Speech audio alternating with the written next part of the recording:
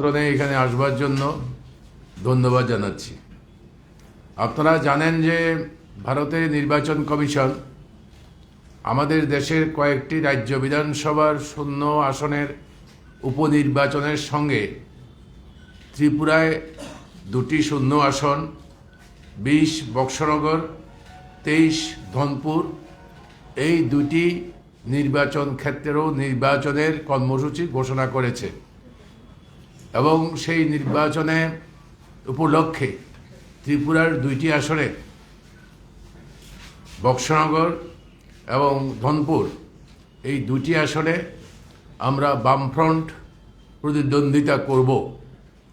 এবং এটা জানেন যে আমাদের এই দেশটা এমন একটা সময়তে নির্বাচন হচ্ছে যখন আমাদের দেশের সংবিধান, আমাদের দেশের সরকার কর্তৃক আক্রান্ত, যারা সংবিধানের নামে শপথ নেয় তাদের হাতেই সংবিধান আক্রান্ত, গণতন্ত্র আক্রান্ত, সাংবিধানিক সংস্থাগুলোর অধিকার পার্লামেন্টে স্বৈরাচারী কায়দায় আইন পাশ করে নির্বাচন কমিশনের মতো সাংবিধানিক সংস্থা এদের অধিকারগুলো কেড়ে নিচ্ছে, এক ভয়ানক অবস্থা তৈরি করেছে।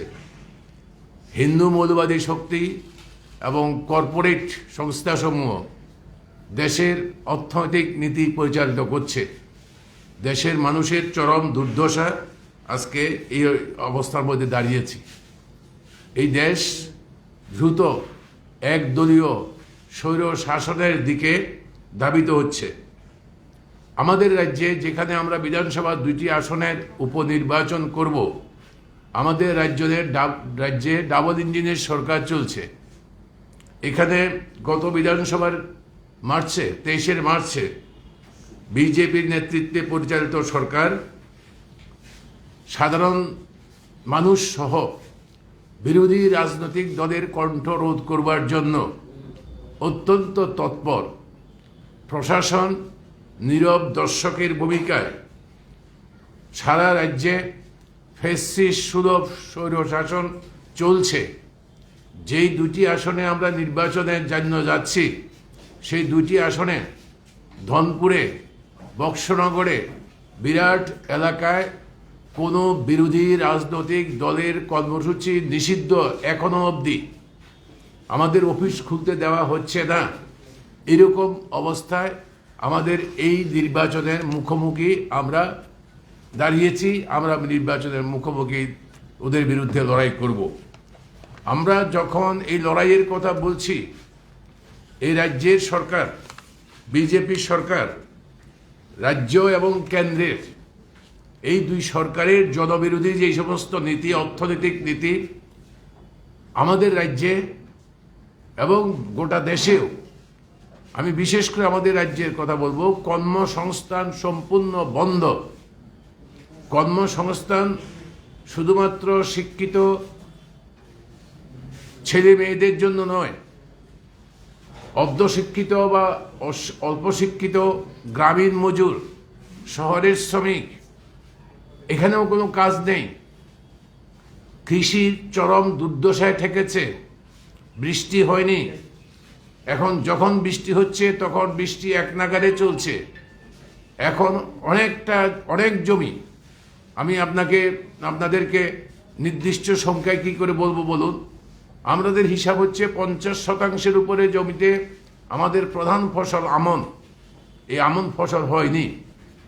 আমাদের দেশের খাদ্য এই মরশুমে এফসিআইয়ের গোডাউনে খাদ্যের ভান্ডার তলানিতে ঠেকেছে। আমাদের ভয় হচ্ছে যে আগামী দিনগুলো ত্রিপুরায় খাদ্য সংকট তৈরি হবে, খাদ্যের জন্য মানুষ হাহাকার করবে। একদিকে বেকারি, অন্যদিকে কোনো কাজ নেই এবং তার মধ্যে অস্বাভাবিকভাবে নিত্য প্রয়োজনীয় মূল্য বৃদ্ধি করছে। সরকার নীরব দর্শকের ভূমিকা, কোনো নিয়ন্ত্রণের কোনো দায়িত্ব নেই সরকারের। যেমন খুশি বাজারে দাম থাকছে, তেমনভাবে দাম বাড়ছে। এরকম অবস্থায় আমরা চলছি। মার্চ মাসে নির্বাচন হয়েছে, এই সরকারের বয়স বেশি দিন হয়নি, কিন্তু এর আগেও বিজেপি সরকার ছিল, মুখ্যমন্ত্রী অন্যজন ছিলেন, মন্ত্রী পরিষদের একাধিক সদস্য, পূর্বতন মন্ত্রিসভার সদস্য ছিলেন, তাদের যে কর্মপদ্ধতি এবং যে কাজ, সেই কাজ আগামী 5 বছর, তারা 4.5 বছর এখনো যেটা আছে, এটা কিভাবে চলবে এখন থেকে বলা যায়, অনুমান করা যায়, এবং সে অনুমান সঠিক। সেটা হচ্ছে নির্বাচনী প্রতিশ্রুতি পালন করতে এই সরকার সম্পূর্ণভাবে ব্যর্থ। যেই কথাগুলো বলে 23-এর নির্বাচনেও ক্ষমতা এসেছিল, তার ধারে কাছে ঘেঁষতে পারছে না, নেই। অন্যদিকে চলছে লুটতরাজ। এই দুর্নীতি নয়, লুট। এই লুট একদম এডিসি ভিলেজ, গ্রাম পঞ্চায়েত থেকে আরম্ভ করে আগরতলা সেক্রেটারিয়েট বিল্ডিং পর্যন্ত। মুখ্যমন্ত্রী ছাড়া, মুখ্যমন্ত্রীর বিরুদ্ধে নির্দিষ্ট কোনো দুর্নীতির অভিযোগ আমি উত্থাপন করছি না, মুখ্যমন্ত্রী ছাড়া এই মন্ত্রী পরিষদ আর তার এখান থেকে আগরতলা সেক্রেটারিয়েট থেকে আরম্ভ করে একদম গ্রাম স্তরে প্রধান বা চেয়ারম্যান চরম দুর্নীতিতে ডুবে গেছে। লুট চলছে। মানুষের কল্যাণে ভারত সরকারের যে বিভিন্ন প্রজেক্ট, আমাদের অধিকার, মানুষের ভোটারদের অধিকার, নাগরিকদের অধিকার, সে অধিকারগুলো ছিঁড়ে নিচ্ছে। মন্ডল ছাড়া, মন্ডল হচ্ছে এখন সুপ্রিম কোর্ট, মন্ডল হচ্ছে শেষ কথা বলার মালিক। সব মন্ডলের কর্তৃত্বে চলছে, লুট বাণিজ্য চলছে। এইরকম অবস্থায় আমরা এই নির্বাচনে মুখোমুখি হয়েছি। আমরা দাঁতে দাঁত চেপে আমরা ওদের মোকাবিলা করব। আমাদের বিশ্বাস, এই ত্রিপুরার মানুষ এটা সহ্য করবে না। এই সরকারের পেছনে সংখ্যাগরিষ্ঠ ত্রিপুরার নির্বাচক মণ্ডলীর সমর্থন নেই। 40%-রও কম ভোট পেয়ে এরা ক্ষমতার মধ্যে এসছে। কিন্তু ক্ষমতায় আসার পরে যারা ভোট দিয়েছিল, তারা কিছু পাবে মনে করে সেই বেকার যুবক যুবতী, কৃষক, কৃষিমজ শ্রমিক, অন্য ছোট মাঝারি ব্যবসায়ী, তাদের সবারই মোহভঙ্গ হচ্ছে যখন এই লুটতরাজ চলছে। আর দলের মধ্যে কয়টা দল আছে, বিজেপি দলের মধ্যে হর রোজ আপনাদের খবরের সংবাদ মাধ্যমে বেরিয়ে আসছে, হর রোজ নিজেরা মারপিট করছে। আর এতে মানুষ হাটে, বাজারে, স্কুলে, অফিসে, আমরা সিপিআইএম, বামপন্থীরা নয়, শুধু সাধারণ মানুষ এরকম অবস্থার মধ্যে আছে। এই অবস্থার মধ্যে আমরা এই নির্বাচনের মুখোমুখি হয়েছি। আমরা বামফ্রন্ট এই নির্বাচনে লড়ব এবং এই দুটি কেন্দ্র, বামফ্রন্ট বক্সনগর 20 বক্সনগরে বামফ্রন্টের সিপিআইএম প্রার্থী হচ্ছেন কমরেড মিজান হোসেন।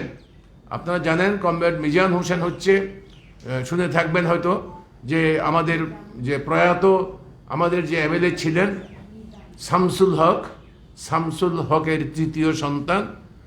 নিজাম হচ্ছে ভারতের গণতান্ত্রিক যুব ফেডারেশনের রাজ্য কমিটির সদস্য এবং ওখানকার সোনামুড়া মহকুমার নেতা। আর 23 বক্সনগরে আমাদের প্রার্থী হচ্ছেন, এই তো 4 মাস আগে, 5 মাস আগে যে নির্বাচন হয়ে গেল, আমাদের যে প্রার্থী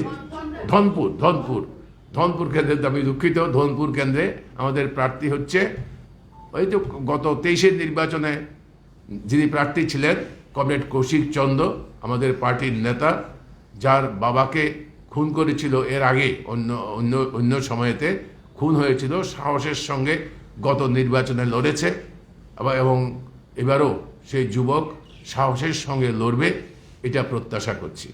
তো আমরা বামফ্রন্টের তরফ থেকে 2 কেন্দ্রে 2 সিপিআইএম প্রার্থীকে আমরা মনোনয়ন দিচ্ছি। তারা আগামী সোমবার, সম্ভবত 16 তারিখ, তারা মনোনয়নপত্র সোনামুড়া মহকুমা শাসকের যে রিটার্নিং অফিস আছে সেখানে মনোনয়নপত্র জমা দেবেন। এই নির্বাচনে আমরা বামফ্রন্ট, আমি আবেদন করব আমাদের রাজ্যের বিজেপি যে সমস্ত রাজনৈতিক দল, সংস্থা বা বিভিন্ন অংশের মানুষ যারা বিজেপিকে পরাজিত করবার জন্য সর্বত উদ্যোগ নেই, কংগ্রেস সহ সমস্ত রাজনৈতিক দলের কাছে আমাদের অনুরোধ থাকবে, এই সুযোগকে হাতছাড়া করবেন না। বিজেপিকে পরাজিত করুন, অবিজেপি ভোটকে এক জায়গায়, বিজেপি বিরোধী সমস্ত ভোটকে এক জায়গায় সমন্বিত করুন, এবং সেটা করবার জন্য আমরা বামফ্রন্ট সিদ্ধান্ত নিয়েছি। আপনাদের কাছে আবেদন জানাচ্ছি এবং ধনপুর এবং বক্সনগরের বিধানসভা কেন্দ্রের নির্বাচক মণ্ডলীর কাছে আমাদের স্বনির্বন্ধ অনুরোধ হচ্ছে, এই দুই প্রার্থীকে জয়যুক্ত করবার জন্য আপনারা এগিয়ে আসুন। ভারতের নির্বাচন কমিশন এই নির্বাচন পরিচালনা করবার কথা। আমরা ভারতের নির্বাচন কমিশন এবং ত্রিপুরার নির্বাচনী আধিকারিক সিইওর কাছে আমাদের দাবি, এখন আইন শৃঙ্খলা থেকে আরম্ভ করে সমস্ত কিছু আপনার হাতে, কাজেই সুষ্ঠু স্বাভাবিক নির্বাচন করার দায়িত্ব আপনার। আপনাকে এখন কেন্দ্রীয় আধা সামরিক বাহিনী মোতায়েন করে স্বাভাবিক অবস্থা ফিরিয়ে আনুন, যেন প্রত্যেক রাজনৈতিক দল সমানভাবে তার নির্বাচনী প্রচার করতে পারে। আমরা বিশেষ কোনো ফ্যাসিলিটি, বিশেষ কোনো সুযোগ নির্বাচন কমিশনের কাছে দাবি করছি না। একটা নির্বাচনের প্রার্থী হিসাবে আমাদের দল প্রার্থী, আমরা ফ্রন্ট প্রার্থী, আমরা আবেদন করব আপনি নিরপেক্ষ ভূমিকা পালন করুন, আপনি এম্পায়ারের ভূমিকা পালন করুন, যেন এই নির্বাচনে সমস্ত নির্বাচক মণ্ডলী শান্তিপূর্ণভাবে অবাধে ভোট দিতে পারে তার ব্যবস্থা করুন।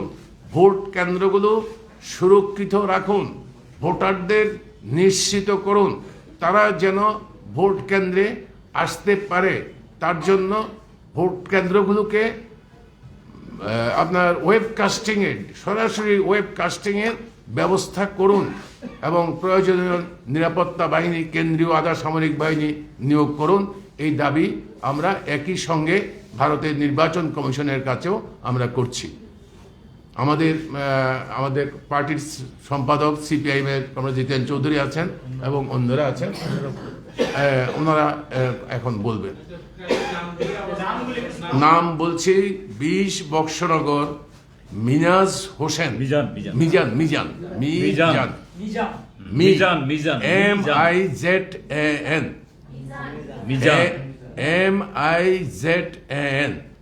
মিজান।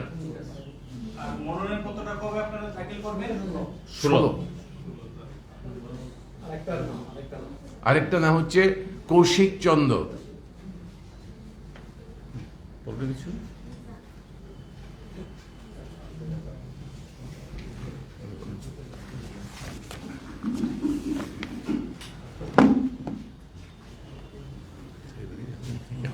সাংবাদিক বন্ধুগণ,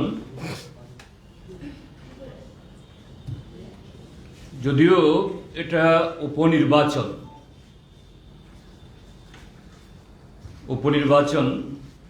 ভোটার শুধু যে দুটি বিধানসভা ক্ষেত্রের ভোট হচ্ছে, নির্বাচন হচ্ছে, সেই দুটি নির্বাচনী ক্ষেত্রের নির্বাচক মণ্ডলী, কিন্তু একটা বিশেষ পরিস্থিতিতে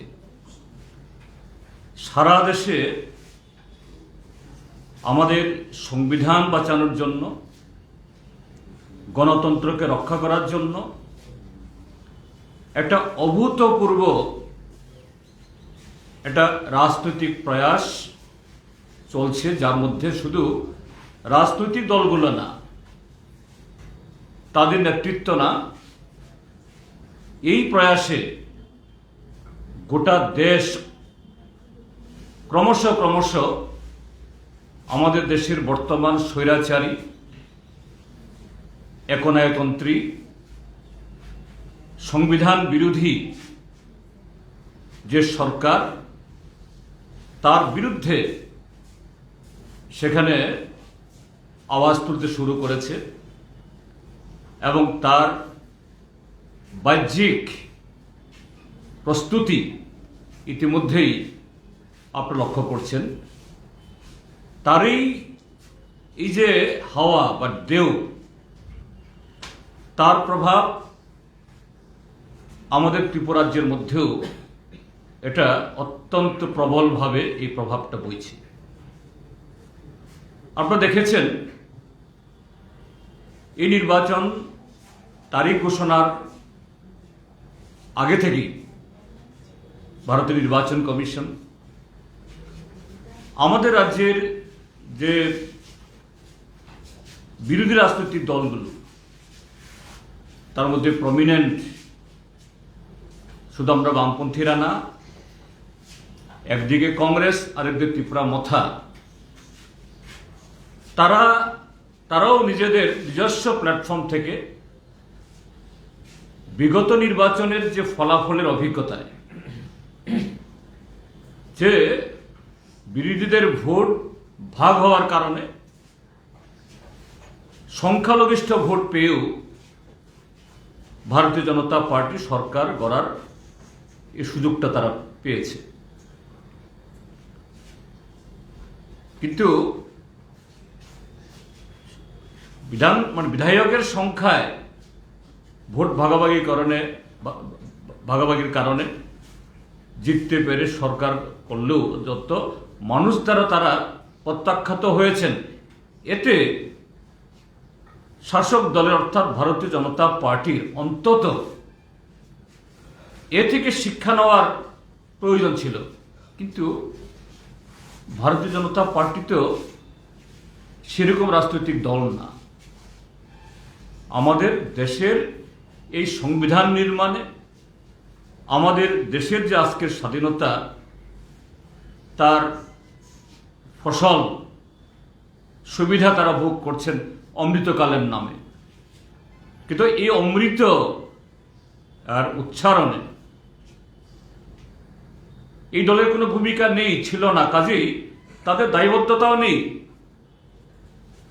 এখানে আমাদের বামফ্রন্টের আহ্বায়ক বলেছেন এই যে গত 5-6 মাসে এটা নিশ্চয়ই আপনারা আরো বেশি করে উপলব্ধি করছেন। এটা আপনাদের পত্র পত্রিকা, বিভিন্ন চ্যানেলে, সোশ্যাল মিডিয়াতে প্রতিদিন এই ত্রিপুরার যে একটা ব্যাপকভাবে প্রায় যে একটা লুটের একটা প্রতিযোগিতা শুরু হয়েছে।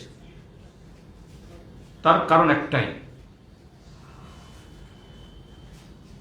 সাংবিধানিক নির্দেশে তার নিয়মে সংখ্যালঘিষ্ঠ ভোট পেলেও তারা তো 7 মাস ক্ষমতায় থাকবে।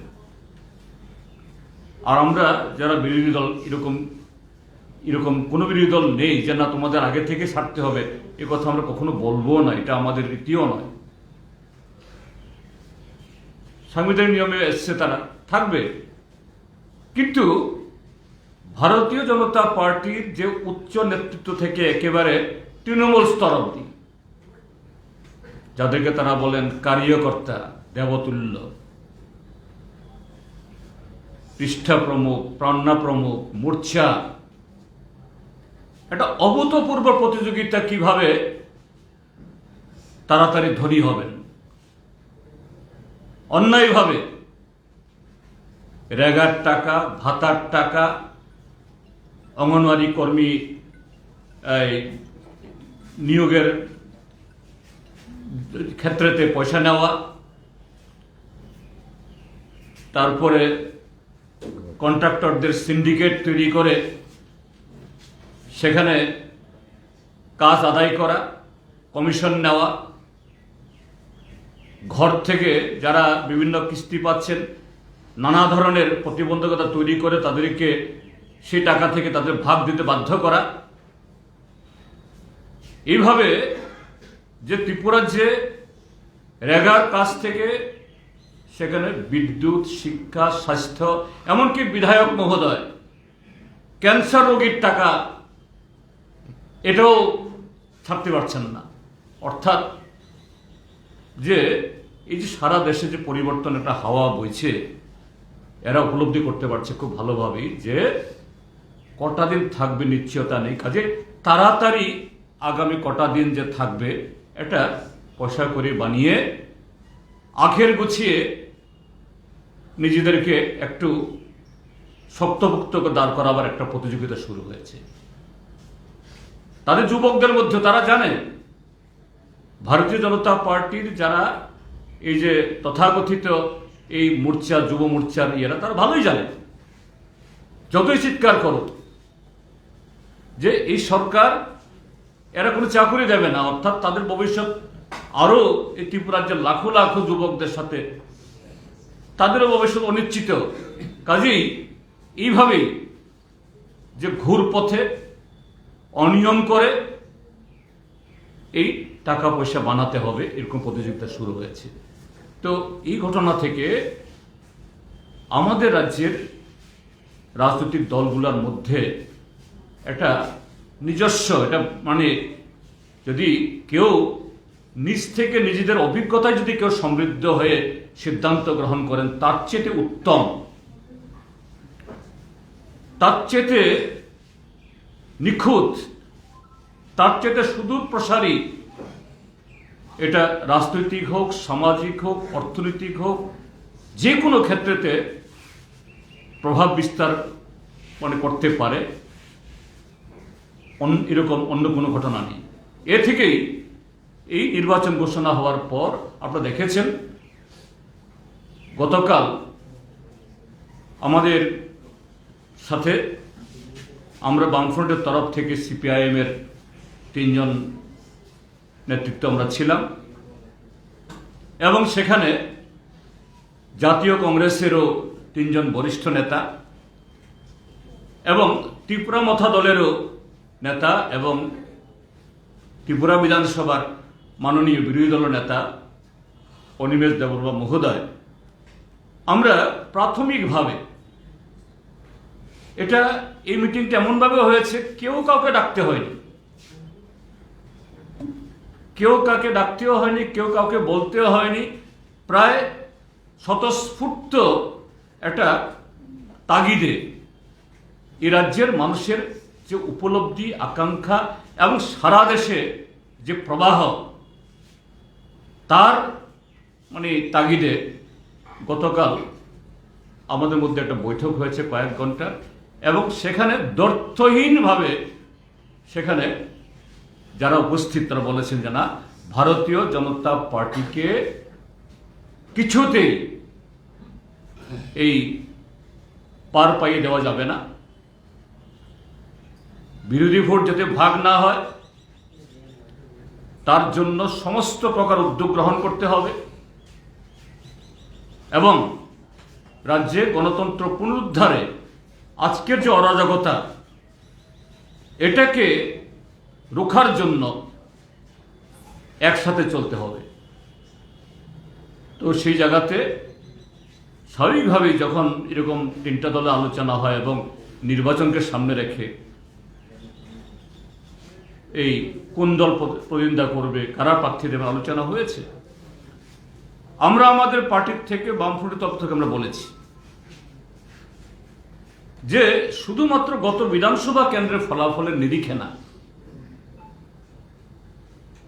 ধনপুর এবং বক্সনগর এই 2টা বিধানসভা কেন্দ্র, এটা চিরাচরিতভাবে ট্র্যাডিশনালি বামফ্রন্টের তথা সিপিআইএম এর শক্ত ঘাঁটি। এখানে কমরেড সমর চৌধুরী, কমরেড মানিক সরকার লাগাতার বহু বছর জিতেছেন। এবছরও এই 23-এর ভোটেও ফলাফল আপনাদের সবার কাছে আছে। যদি সেখানে তৃতীয় প্রার্থী না থাকত, তাহলে অনায়াসে এই প্রতিকূল পরিস্থিতিতে ভারতীয় জনতা পার্টি যে ধরনের পরিবেশ তৈরি করেছে, কালো টাকার খেলা খেলেছে, সব কেন্দ্রে না হলেও সেই বিধানসভা কেন্দ্রের কয়েকটা বুথে সেখানে এই ভোটেও এরা কারচুপি করেছে, জবরদস্তি করে আমাদের এই পুলিং এজেন্টদের ঢুকতে দেয়নি বা বের করে দিয়েছে, ভোটারদের আটকেছে। এরপরও মাত্র 1003 ভোটে জিততে পেরেছে, 3 ধার থেকে কিছু বেশি।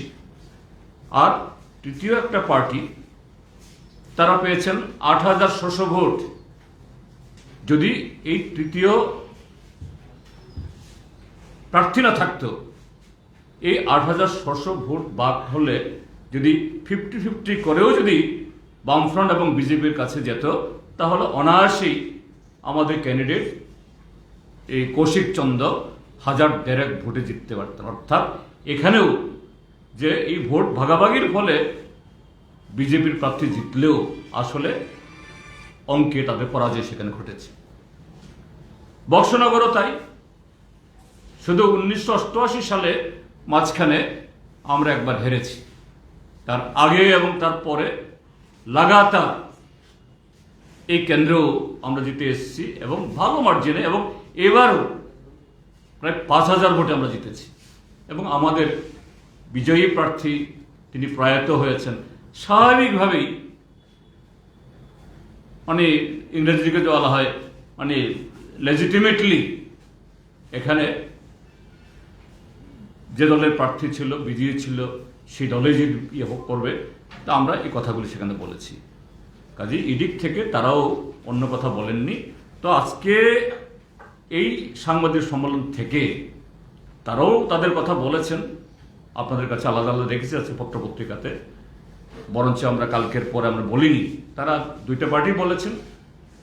নতুন করে আবার এই দুটি ক্যান্ডিডেট যারা নির্বাচক মণ্ডলী, তাদের কাছে যেমন আমাদের আপিল থাকবে, এবং কংগ্রেস এবং ত্রিপুরা মথার নেতৃত্বের কাছেও শুধু এই উপভোট না, আগামী দিনের এই যে দেশে গণতন্ত্র এটাকে পুনর্জীবিত করা, সংবিধান এটাকে যে অচল করার যে ভয়ানক চেষ্টা হচ্ছে, এটা রোখার জন্য সেখানে তারা তাদের যে ইচ্ছা আকাঙ্ক্ষা তারা ব্যক্ত করেছেন, এটা পরিস্থিতি যাই হোক এটা জারি থাকবে।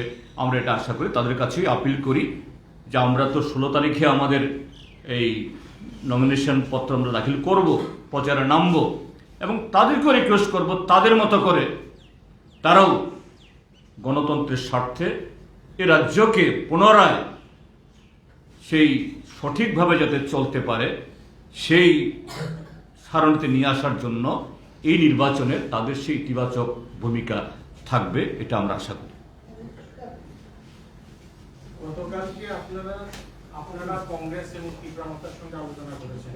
মূলত যে বিষয়টা উঠে এসেছে, আপনি যেটা বলেছেন, যাতে বিরোধী ভোট যাতে ভাগাভাগি না হয়, এটা একমাত্র সম্ভব যদি 1:1 হয়। আপনারা যেহেতু ভোট প্রার্থী তালিকা ঘোষণা করে ফেলেছেন, আপনারা কি মানে এটা আশা রাখছেন যে কংগ্রেস বা আমি বললামই তো কালকে এক্স্যাক্টলি আমি যে কথাটা বলেছি এই কথাটাই বলা হয়েছে, এবং এটা বলার পর তারা আর কোনো ইয়ে হননি, এবং সেই সভা থেকে বেরিয়ে তারা বলেছেন হ্যাঁ বিরোধী ভোট যাতে ভাগ না হয় এবং ভারতীয় জনতা পার্টিকে হারানোর জন্য আমরা সেরকম ইতিবাচক ভূমিকা পালন করব। কংগ্রেস দল নাকি বক্সনগর আসনটা দাবি করেছিল আপনাদের প্রথম প্রাথমিক। আলোচনা তো অনেক কিছু হয়েছে, কিন্তু বললাম তো যে আলোচনার যে নির্যাস, হ্যাঁ আলোচনার নির্যাস হলো যে কারণ এই যে কোনো ভোটে প্রার্থী কোন পার্টি দেবে না দেবে তার একটা যুক্তিগ্রাহ্য বিষয় থাকে। তো এই বিষয়টা তুলে ধরা হয়েছিল তার কাছে, তখন তাদের তরফ থেকে আর কোনো বক্তব্য আসেনি, এবং তারাও এক বাক্যে বলেছেন হ্যাঁ যে এই নির্বাচন আমাদের কাছে শুধু এটা সিপিএম এর লড়াই না, এটা গণতন্ত্রের লড়াই। এটাকে শুধু সিপিএম বামফ্রন্টের লড়াই না, বা যে দল প্রার্থী দেবেন তাদের লড়াই না, গণতন্ত্র রক্ষার লড়াই। সেই হিসাবেই আমরা এটাকে পরিগণিত করব, আমরা দেখব এবং সুনিশ্চিত করব।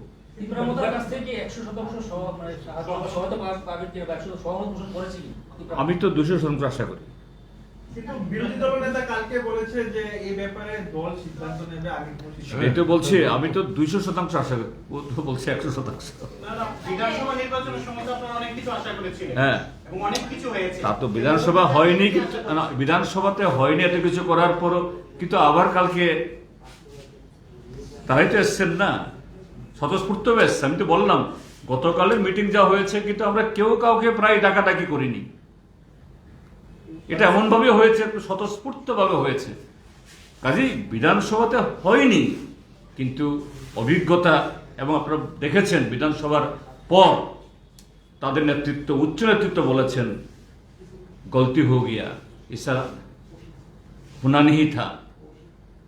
কাজেই তো আমরা আশা করি 100% কেন 200% আশা করি দুটি দলের তরফ থেকেও যে জেস্চার,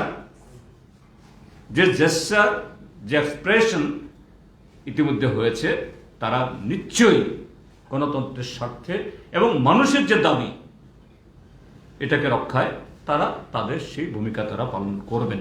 এটা দুটোর কাছেই তাই তো বললাম না।